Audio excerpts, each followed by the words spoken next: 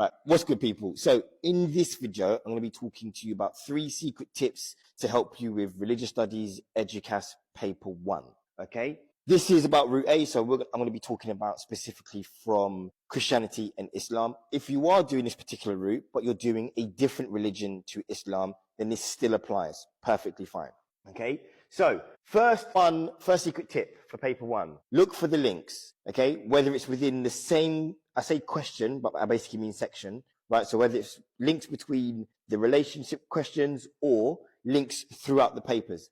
As I've already explained in a different video, there are some links in terms of the sources of wisdom and stories that you can use. So for example, 10 Commandments has links to at least 3 of the themes. Adam and Eve in Genesis have links to at least 3 of the themes. So what you can do is try and look for links within the exam paper for 2 reasons. One, there might be situations where you can not so much reuse the same scripture, but at least reuse similar stories. So for example, Adam and Eve could refer to stewardship, go forth for multiply, original sin, the creation of the universe, and God being omnibenevolent and omnipotent.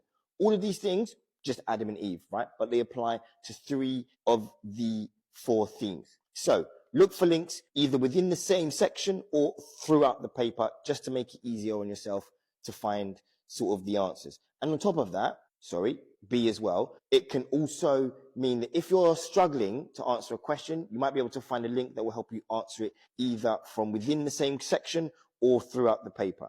Okay, so look for links throughout the exam.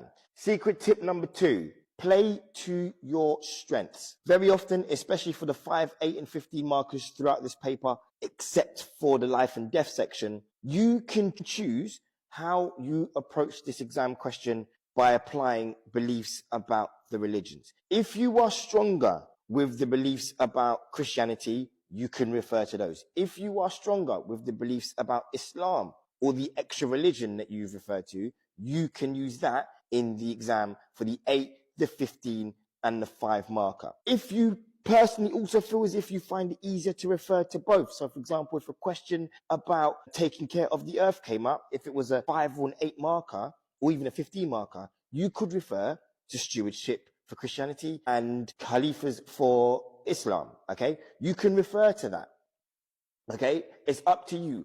Game the system, play to your strengths. If you're strong, if you feel more confident talking about different Christian beliefs, do that. If you feel more confident talking about different Islamic beliefs, do that, right? As long as it's relevant and you can show, and we'll come to this in a second, at least 2 different views for the 15 marker and the 8 marker, great.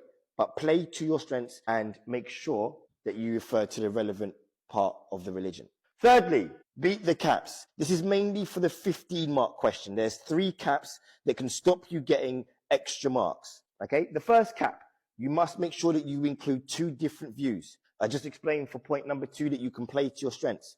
That means you've given 2 different views from either A, within the same religion, so for example, Catholics and Anglicans, or you've given different views from 2 different religions, so for example, Christianity and Islam, okay? You've done that, that will help you to beat the cap. Make sure that whatever your first paragraph is, the second paragraph is opposite or different in terms of its views, even if it's slightly different to the first one.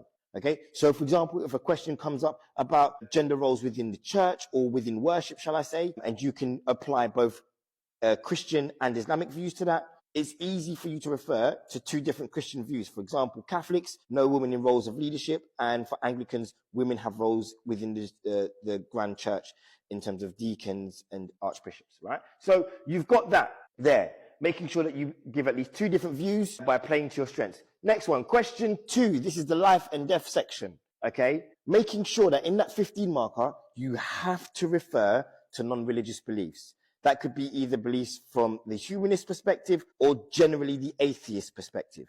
But you have to make sure that at least 1 of the 3 paragraphs refers to non-religious beliefs. Otherwise, your marks will be capped. And then the final one is more of a skills thing, as was the 2 views, but this is also one. You must make sure that you give relevant judgments in your conclusion. Okay, that you come to an understanding as to whether or not you believe that the particular view that you have expressed is either the strength of it based on your own opinion. This is the place where you give your own opinion. In the first 3 paragraphs, the examiner only wants to hear about the opinions of Christians, and in my particular case, Muslims. For section 2, Christians and non-religious believers, or Christians, Muslims and non-religious believers, or Muslims and non-religious believers. The final paragraph is where we want to hear what you think based on the views that you have evaluated.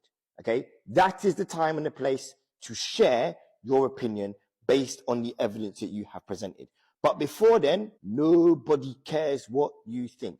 Okay, it needs to be Christians for the 3 paragraphs, Muslims for the 3 paragraphs, a mix of the 2 for maybe the 3 paragraphs. In section 2, there needs to be 1 paragraph dedicated at least to atheists and or humanists, okay, basically non-religious believers. The conclusion is where you give I believe, I agree, I disagree with whatever the statement is, okay? So there you have it, 3 secret tips for paper 1 of Eduqas' Religious Studies paper. On that note, God bless and good luck.